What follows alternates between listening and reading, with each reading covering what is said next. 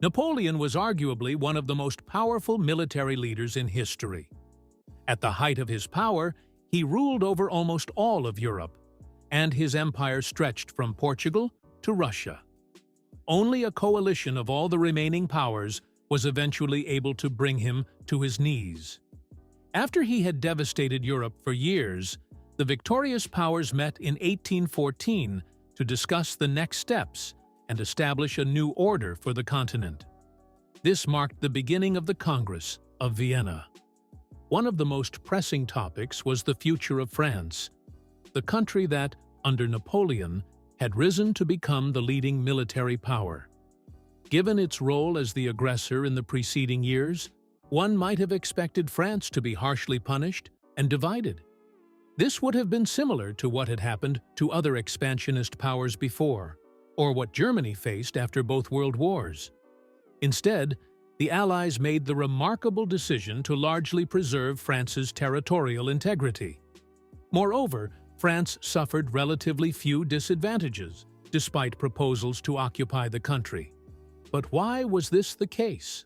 Why did France and Napoleon get off so lightly? And what impact did this have on the future course of history? These are the questions we'll explore in today's video. Enjoy! Napoleon's defeat began in 1812 with the catastrophic Russian campaign, which marked a turning point in the war. After achieving victories on almost every battlefield before, this time Napoleon underestimated the external conditions. The Russian winter. He mobilized the Grande Armée, one of the largest armies in history, with over 600,000 men, and, despite warnings from his generals, set out for Russia. However, the Russians avoided direct confrontations and retreated further into the interior, burning the land behind them to cut off French troops from supplies and resources. Napoleon reached and occupied Moscow, but the city was largely abandoned and had been mostly burned down. Facing the approaching winter, dwindling supplies, and no prospect of Russian peace, Napoleon eventually began his retreat. But under the extreme winter conditions, this retreat turned into a disaster. Hunger, cold, disease, and repeated attacks by Russian forces decimated Napoleon's army. Only a few tens of thousands returned home. After further defeats at the hands of the Allies, Napoleon was forced to abdicate in 1814 and was exiled to the island of Elba. This marked the beginning of the Congress of Vienna, whose goal was to reshape the political order in Europe following the upheavals of the Napoleonic Wars and the French Revolution. The main players were the great powers: Great Britain, Austria, Prussia, and Russia. Smaller states had little say. Napoleon's exile to Elba already showed some leniency from the victorious powers. The island was not far from the mainland or from France. Moreover, he was not imprisoned, but was granted full sovereignty over the island. In effect, he was gifted his own island to rule as he pleased. This leniency reflected the Allies' fear of Napoleon's influence and power. Despite his role as an aggressor, Napoleon remained a popular and respected figure among many French people and in other parts of Europe. The Allies feared that punishing him too harshly could elevate him to martyrdom, potentially inciting his followers to further resistance. However, the decision to exile him to Elba proved to be a grave mistake. Shortly afterward, Napoleon escaped his exile and returned to France to the cheering applause of the people. He ruled once more for 100 days before being finally defeated in the Battle of Waterloo in a new war. Only then did the Allies take stricter measures, exiling him to the island of St. Helena, from which he could never return. Even so, France itself was treated with leniency. The Congress of Vienna then gained full momentum, though the victors were deeply divided. While smaller states pushed for harsh punishment of France, the great powers refused. They were too afraid of losing their own power.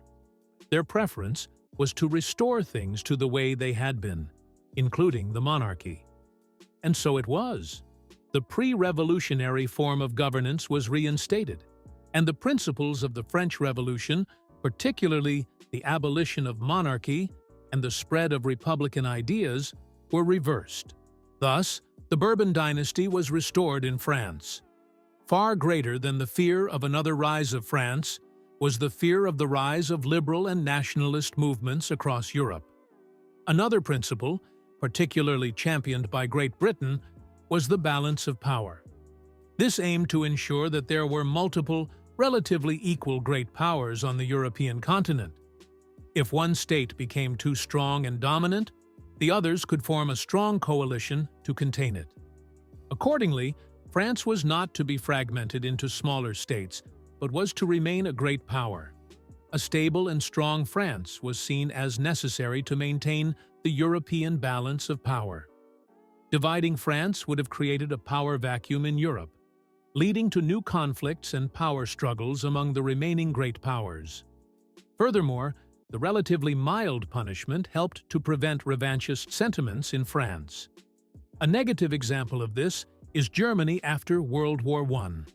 The harsh terms of the Treaty of Versailles immediately stirred desires for revenge in Germany, leading to economic difficulties and political instability that later facilitated the rise of National Socialism. This was avoided in France, which quickly rejoined the ranks of the great powers. Economic considerations also played a significant role in the decision. Historically, France was one of Europe's largest economies. Its extensive industrial base, agricultural resources, and trade networks were central to the economic fabric of Europe. Dividing France would not only have had political, but also economic consequences, creating instability. This could have hindered Europe's recovery, deterred investments, and potentially sparked social unrest. After years of conflict and the continental blockade, most states were exhausted and recovery was slow. Finally, mention must be made of the French chief diplomat, Charles Maurice de Talleyrand, an experienced and skilled negotiator. Despite representing a defeated nation, he managed to position France as an equal partner in the negotiations. Talleyrand succeeded in portraying France as an integral part of the new European order rather than a defeated enemy. He skillfully exploited the differing interests of the Allies, Great Britain, Austria, Prussia, and Russia, to France's advantage. He played the powers against each other to secure concessions for France. Talleyrand's negotiation efforts significantly contributed to ensuring that France was not divided and that its territorial borders were largely preserved. Ultimately, the Allies' decision proved to be the right one. The decisions of the Congress of Vienna, including the treatment of France, contributed to a period of relative peace in Europe that lasted nearly a century. This era is often referred to as the long 19th century, stretching from the end of the Congress of Vienna in 1815 to the outbreak of World War I in 1914. It was marked by fewer large-scale wars compared to the preceding and subsequent periods, and by a relative balance among the great powers. The so-called Holy Alliance emerged during this time, a coalition initially formed by Russia, Austria, and Prussia, which France later joined. Its goal was to uphold and promote the order established by the Congress of Vienna. The Congress and its aftermath also heralded a new era of diplomacy in Europe. The concept of international conferences and collective security, introduced during the Congress, influenced how states interacted and resolved conflicts. Nevertheless, France was temporarily occupied. The Treaty of Paris, signed after the Congress, detailed payments France had to make to the victors. It also established a transitional period during which foreign troops were stationed in France to oversee these payments and the restoration of the monarchy. According to the treaty, parts of France were to be occupied by up to 150,000 soldiers for 5 years, with France bearing the costs.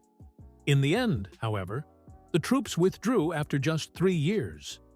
Regarding its borders, the treaty explicitly maintained those of 1790. In summary, the decision not to divide France after the war was the result of a combination of political, diplomatic, economic, and strategic considerations. The goal was to maintain a lasting, stable European order with multiple equal powers. These powers were to continue being monarchically governed and economically interdependent, setting the stage for dividing much of the world among themselves a few decades later.